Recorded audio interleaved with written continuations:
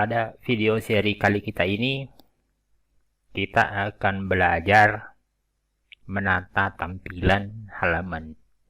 Jadi di video sebelumnya, pelajaran kita sebelumnya, kita sudah sering membuat halaman, namun halaman tersebut kita buat seadanya terlebih dahulu, karena fokus di video tersebut adalah mempelajari bagaimana hubungan antara ketiga komponen di MVC, lalu kita mempelajari alur data di dalam variabel, kemudian kita juga mempelajari bagaimana cara berkomunikasi dengan database.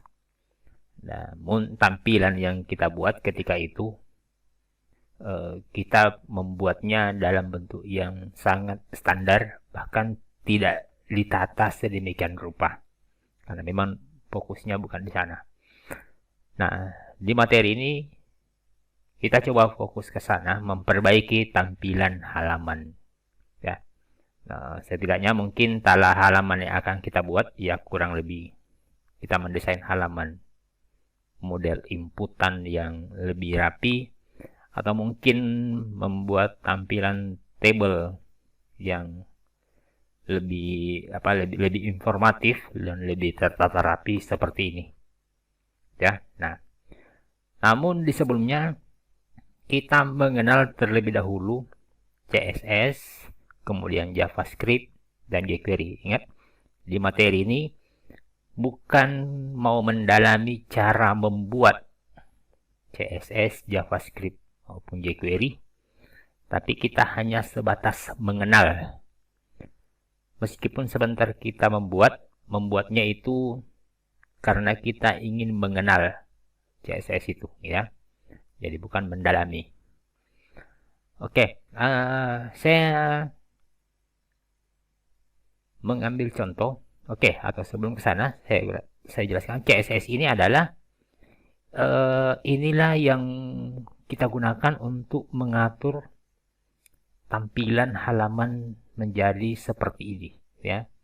Jadi singkatnya mungkin CSS inilah yang mengatur tata letak, warna, ya, kemudian hurufnya seperti apa, besaran hurufnya seperti apa. Nah, itu CSS. Kemudian JavaScript dan jQuery ini dia yang akan mengatur respon atas perlakuan kita. Jadi misal contoh seperti ini.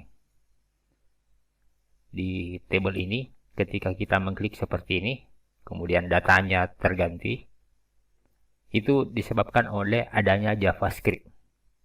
Ya, atau ketika kita mengklik seperti ini, kemudian diurutkan dari besar ke kecil atau dari sebaliknya, itu karena ada perlakuan JavaScript.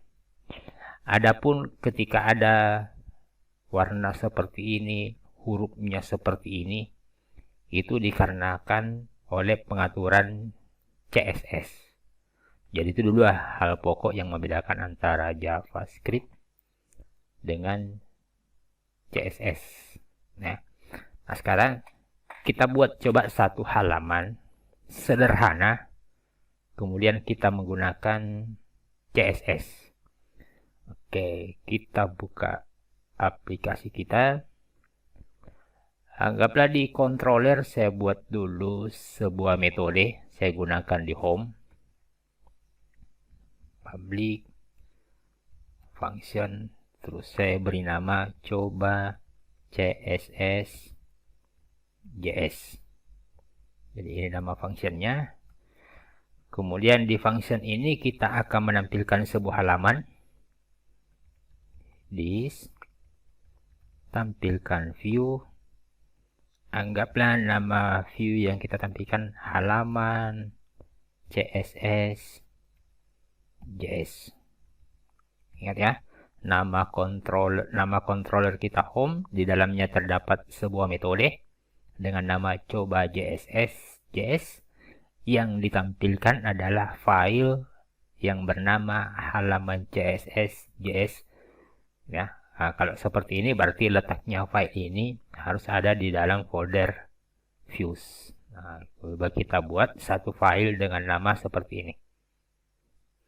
Di kanan, new file, halaman, css, js, ingat, .php. Nah, jadi sekarang kita sudah memiliki satu metode tambahan di home, lalu satu file halaman yang akan kita tampilkan. Nah, sekarang kita uji yang ini. Apakah ini halaman css js? Sekarang kita uji terlebih dahulu untuk mengetahui sukses tidaknya tampil halaman ini ya. Oke, saya buka tab yang baru, localhost, ERP, tutorial, lalu home, lalu saya lupa tadi metodenya, coba css js, home, coba js. Nah, oke, halaman kita sudah tampil. Nah, sekarang di sini saya coba membuat beberapa tulisan ya. Saya coba buat beberapa tulisan, kemudian tulisannya saya menggunakan H1.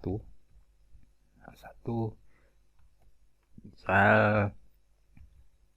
saya buat tulisan mata kuliah ERP. Lalu saya buat lagi H1.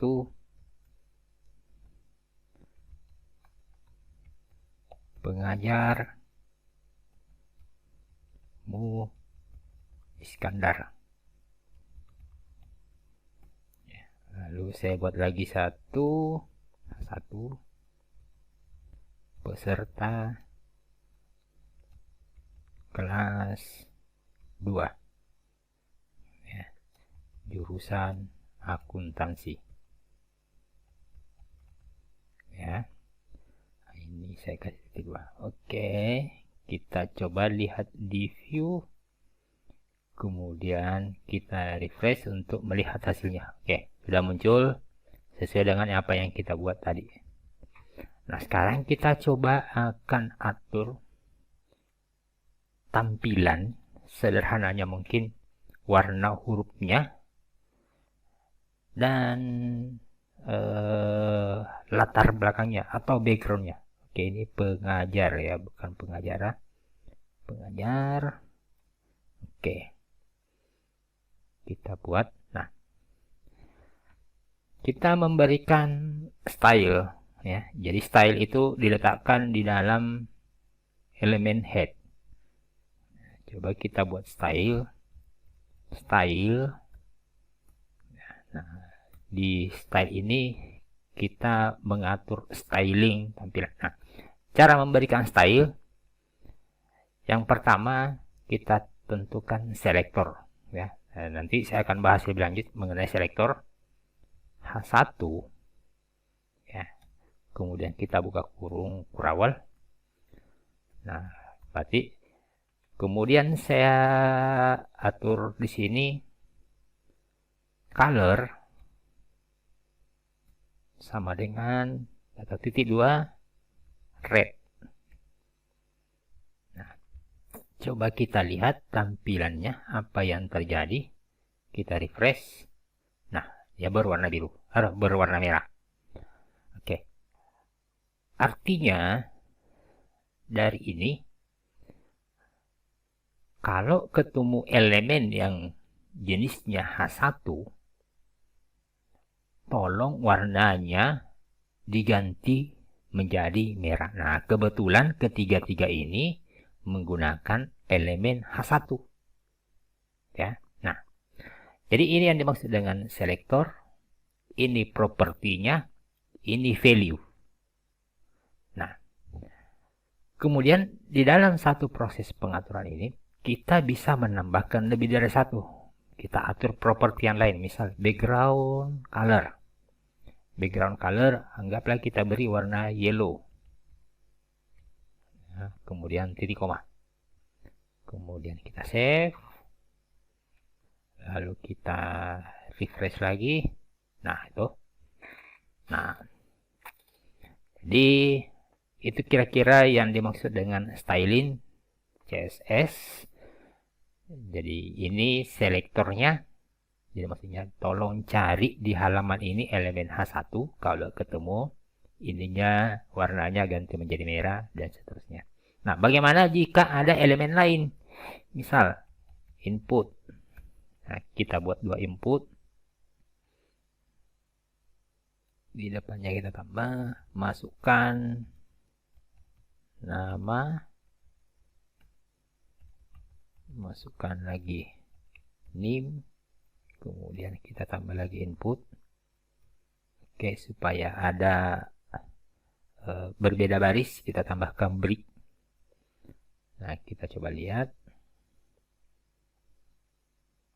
hasilnya. Nah, sudah ada input. Nah, ini pun demikian, bisa kita atur sedemikian rupa. Ya. Misal, nah, kita buat lagi selektornya. Ya. Input, jika ketemu elemen input, kita buka kurung perawal.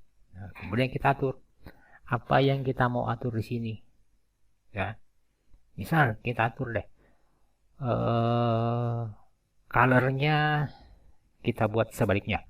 Colornya di sini yellow, tapi background red.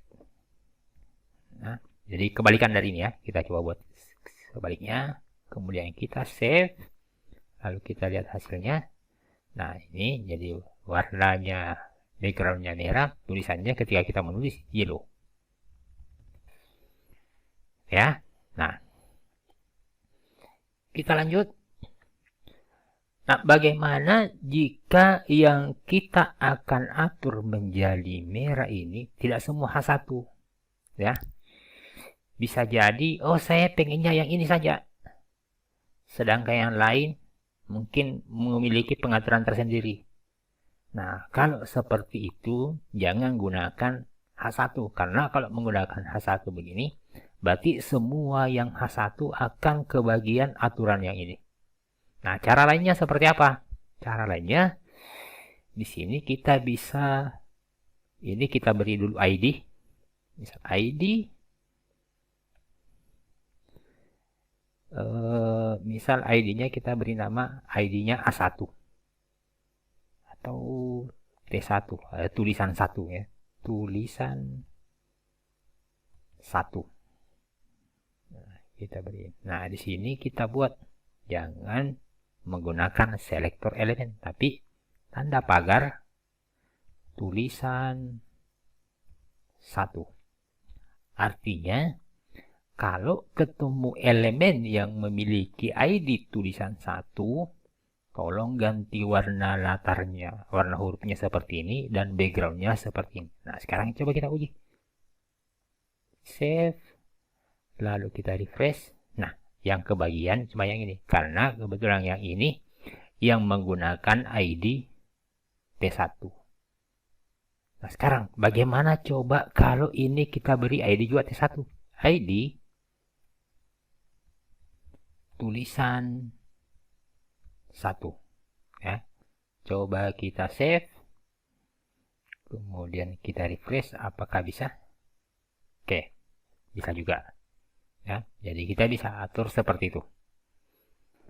Nah, kemudian saya kembali ya. Kita lanjut, yang ini lagi kita beri ID juga. ID tulisan 1. Nah, berarti ini untuk sementara kita hilangkan dulu ya. Atau saya tutup seperti saya ini supaya tidak berfungsi.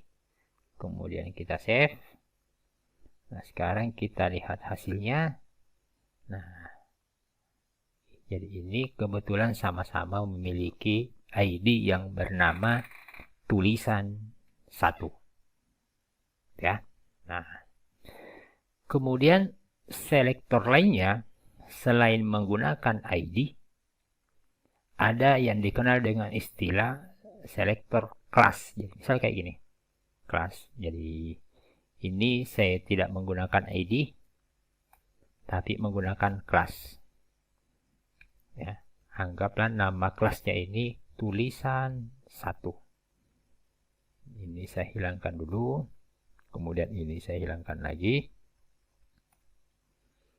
Lalu ini bukan menjadi tanda crash tapi titik. Jadi titik maksudnya kalau ketemu elemen yang memiliki kelas tulisan 1, tolong diatur seperti ini.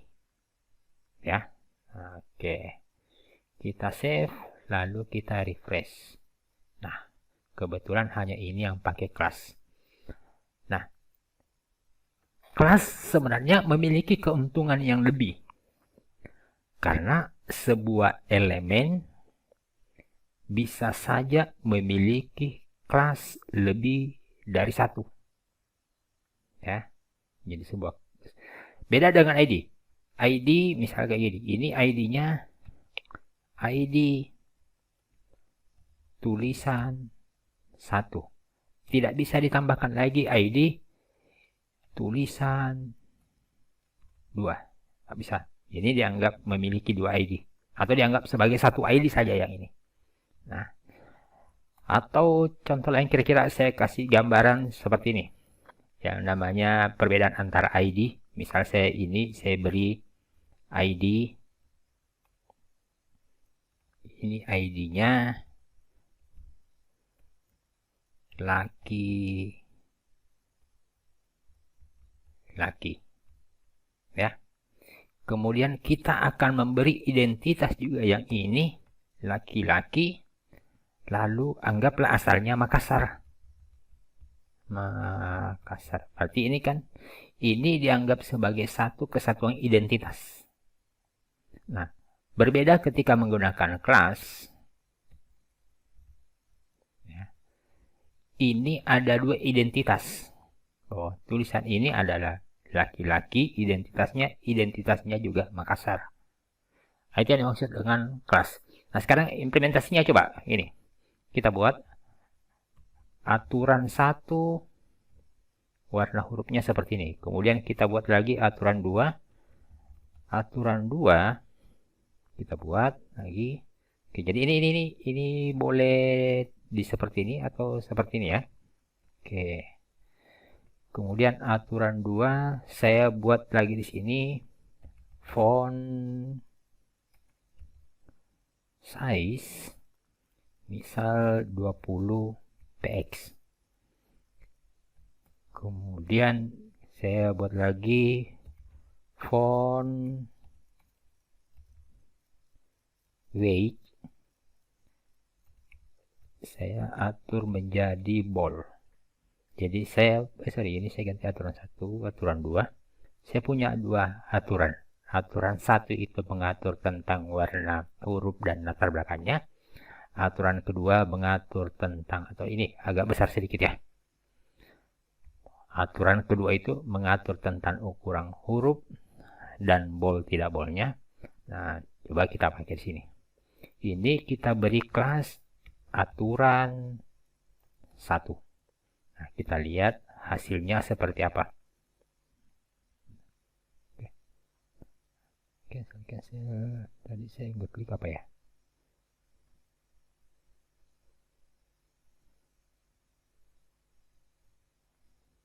No, oke. Saya save ini.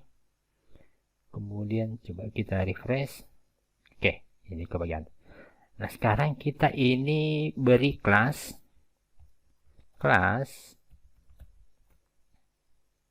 ini aturan 2. Nah, berarti kalau aturan 2 berarti dia kebagian aturan yang ini.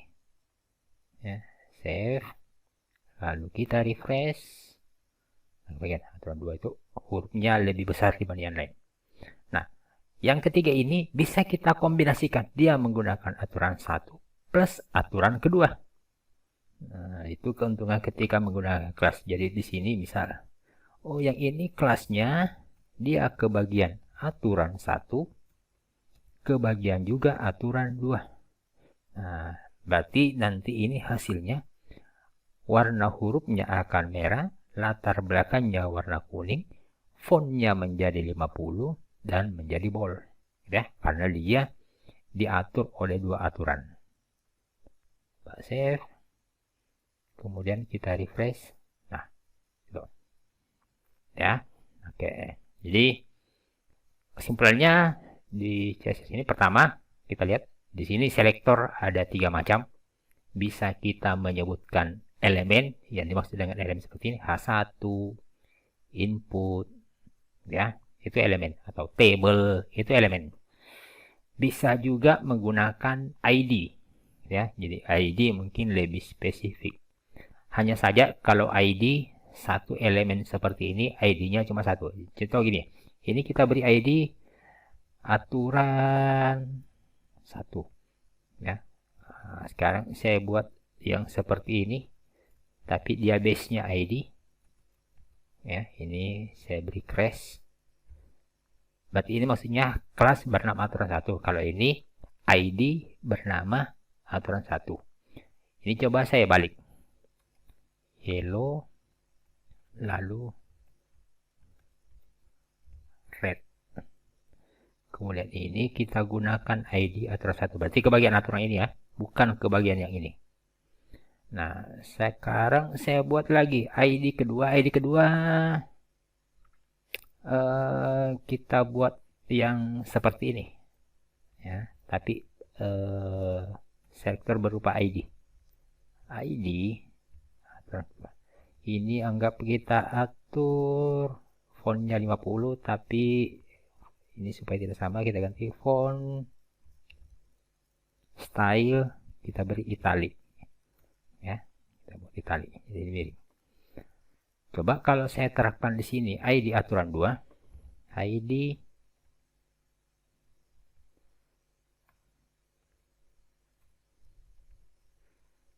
aturan 2, ya. Saya buat ID aturan 2. Berarti ini akan kebagian dengan seperti ini. Warnanya kuning, tulisannya merah. Lalu ini aturan 2, hurufnya 50 dan italic. Coba kita save. Kemudian kita refresh. Nah, aturan 2 tadi besar 50 dan italic.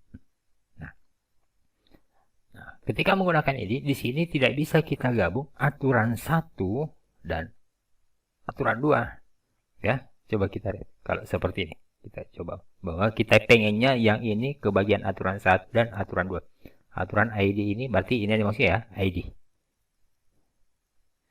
Nah, coba kita refresh. Boleh? Nah, tidak bisa, ya, karena ini dianggap sebagai satu kesatuan, ya. Jadi bukan penggabungan antara aturan 1 dengan lain halnya kalau kita menggunakan kelas, ya, kelas aturan 1 dan aturan 2. Berarti dia tidak ke bagian yang ini, ya, ke bagian yang ini, titik ini. Titik ini menandakan kelas. Coba kita refresh, save, lalu kita refresh. Nah, ini ke bagian 2. Nah, itu kira-kira mengenai CSS. Nah, berikutnya kita belajar lagi tentang JavaScript. Nah, JavaScript itu dia berhubungan dengan event.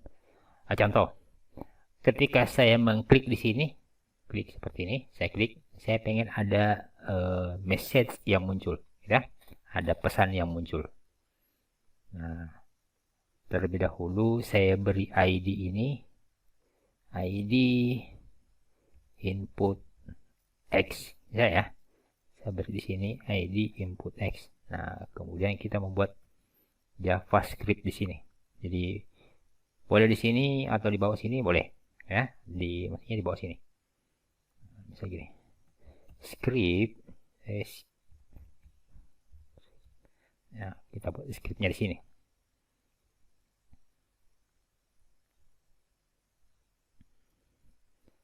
Function, ya. Kemudian nama functionnya pesan. Kemudian di pesan ini kita akan munculkan pesan alert Anda memunculkan pesan. Nah, kemudian pesan ini saya inginkan muncul ketika ini diklik. On klik, ya, jadi maksudnya on klik, tolong jalankan function yang bernama pesan. Nah, ini maksudnya. Jadi ketika diklik ini akan berfungsi pesan yang ini. Oke, ini titik koma. Coba kita save. Kemudian kita refresh. Coba kita klik di sini. Nah, tuh muncul pesan. Nah, muncul pesan. Nah, itu yang dimaksud dengan JavaScript, ya. Nah, sebenarnya di JavaScript ini banyak. Ketika diklik ini, oh yang ini berubah warna. Diklik ini berubah warna, ya. Nah, kemudian berikutnya kita mengenal jQuery. jQuery pada dasarnya adalah bahasa JavaScript yang disederhanakan, ya. Jadi jQuery sebenarnya adalah bahasa JavaScript yang disederhanakan.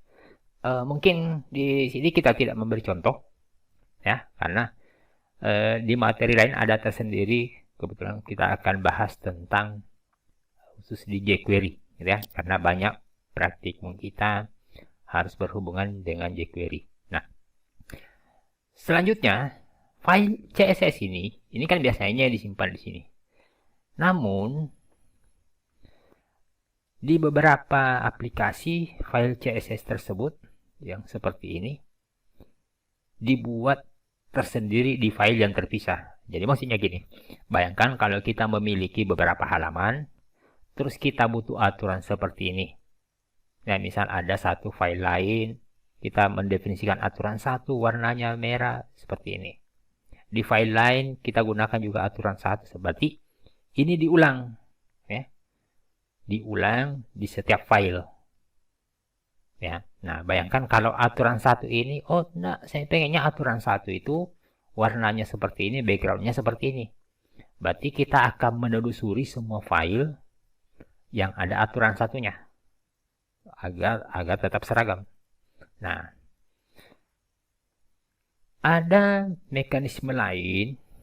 Jadi, yang ini dibuat di dalam file yang terpisah, ya. Dibuat di sebuah file yang terpisah. Oke. Contoh file ini saya buat di folder tertentu. Misal saya buat folder lain di sini masih di htdoc. Saya buat coba atau gini.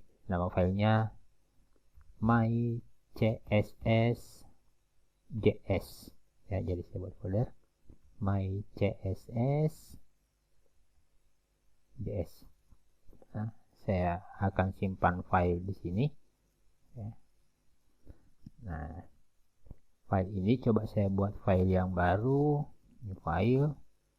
Kemudian isinya ini saya cut. Terus saya simpan di sini. Ya. Selanjutnya file ini saya simpan. Saya save di folder yang tadi yang sudah saya siapkan, htdoc mana tadi ya, htdocx mana folder mycss. Nah, ini saya taruh sini.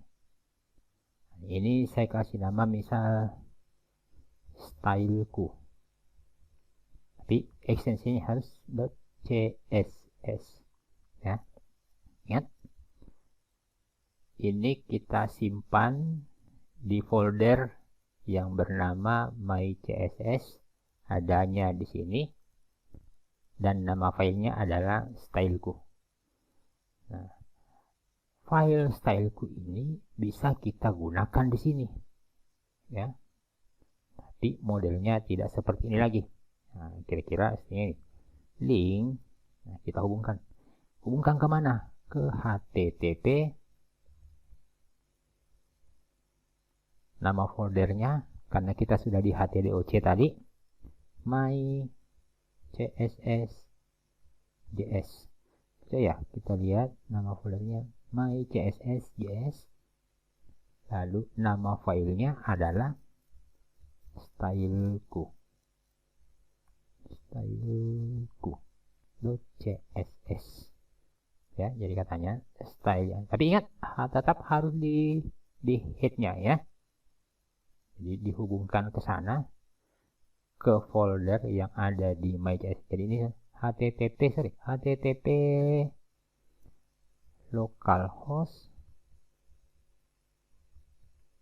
ya, http localhost. Nah, lalu masuk ke my.js dan seterusnya. Nah, sekarang kita coba uji apakah hasilnya masih serupa dengan tadi. Oke, masih serupa. Nah, coba kita edit di sini. Nah, kita ganti yang ini. Nah, kita ganti, misal ini warnanya kita ganti green.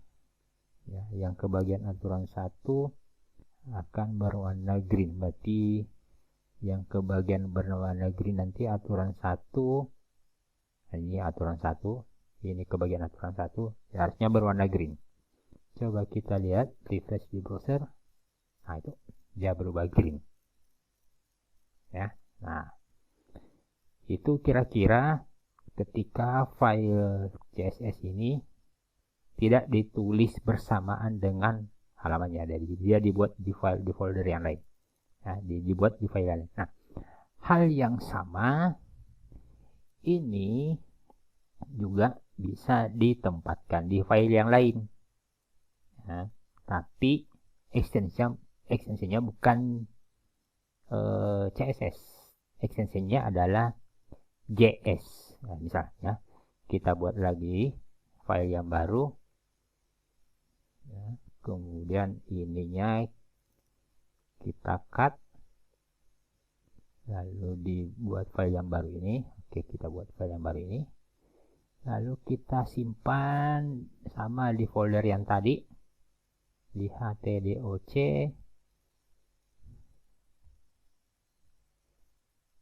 my.js.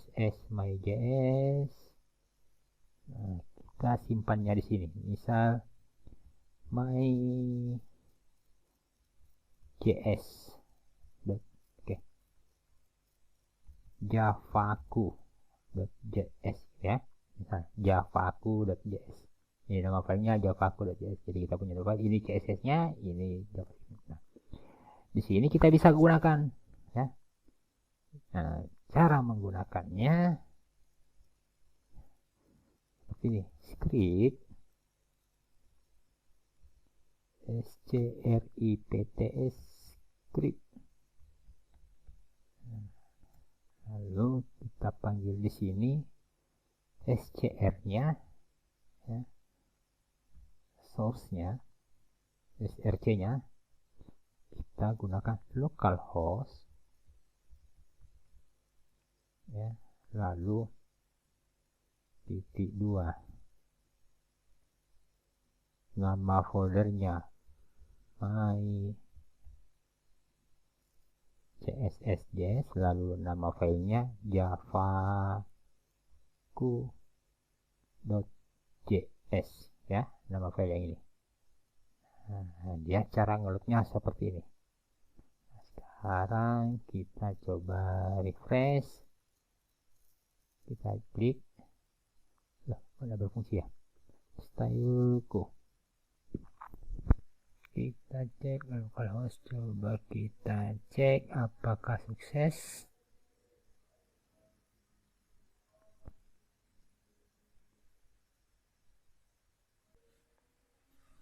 Nah, ini yang salah.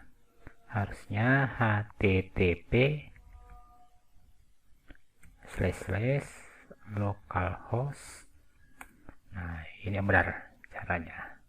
Coba kita refresh, lalu kita load ulang, coba kita klik. Nah, sudah muncul ya, ketika kita klik muncul. Oke, saya kira itu pengenalan kita tentang CSS dan file JavaScript.